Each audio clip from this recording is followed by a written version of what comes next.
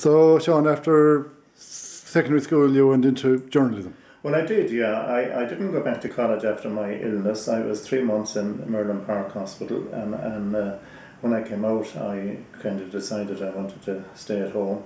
And of course, the jobs weren't very plentiful at the time. I was very anxious to stay at home. I didn't want to emigrate, even though that was the fate of many of the people that I went to school with in the Christian Brothers, that they had to immigrate or go to Dublin or whatever. And I applied for, I had some temporary work with the County Council in the rates office in Castlebar, and then I applied for a job in the Connaught Telegraph, a reporter's job that became available.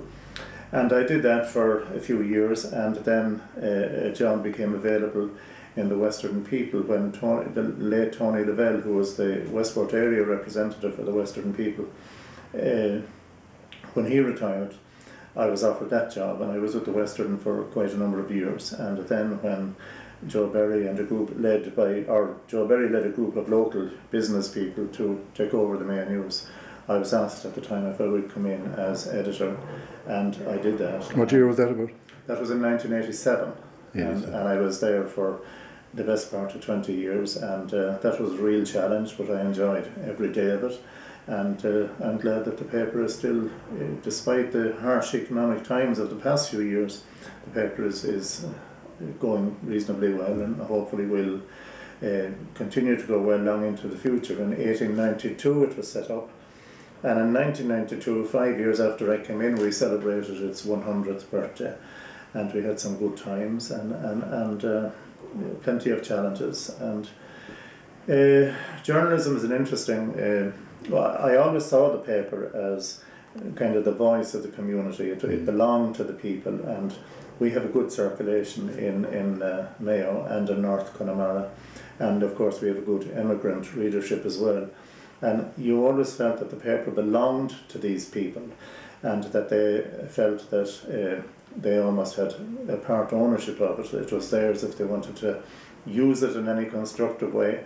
And that's the way I liked to see the paper, and I also wanted it to be a campaigning newspaper for Mayo. In other words, the kind of infrastructure that Mayo needed, any kind of positive developments in manufacturing industry or tourism or anything like that, that you use the paper to try and promote the welfare of the county in any way you could.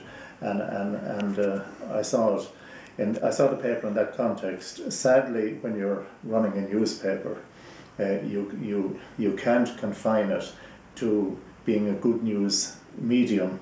And from time to time, there are, as you would know yourself, there are very sad situations in people's lives, be they court cases or inquests or sadness of one kind or another, and you have to quite often report these as well. And you're very conscious of the fact that in doing so, you're causing hurt to people. And there are times when you have to do that in the public interest, when you'd much prefer not to do it. But, you know, is there any job that doesn't have a downside to it? And overall, I think that the newspaper challenge was one that I enjoyed greatly. I would consider the Mayo News a chronicle of Westport's history for the last 120 years. It's a fantastic resource. Yeah. Many people call in to use it. Check things out.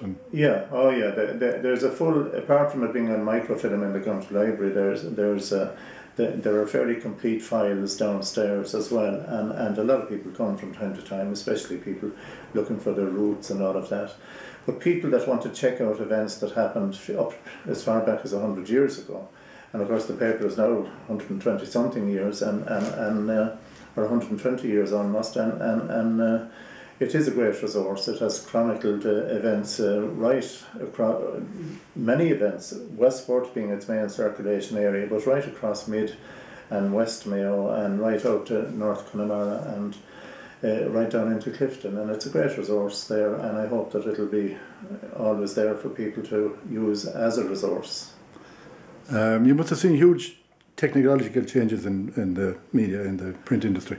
I didn't see so many, because the changes were beginning to happen at the time that I was a district reporter with both the Connaught Telegraph and the Western People, so I had in my own house at home, I had a little room that I used as an office, and I had the old typewriter that did the work for me, and we had the carbon copies that if we were helping out a colleague who couldn't be at a function on a particular day, you did a carbon copy for him, a black as we called it, and we passed it on.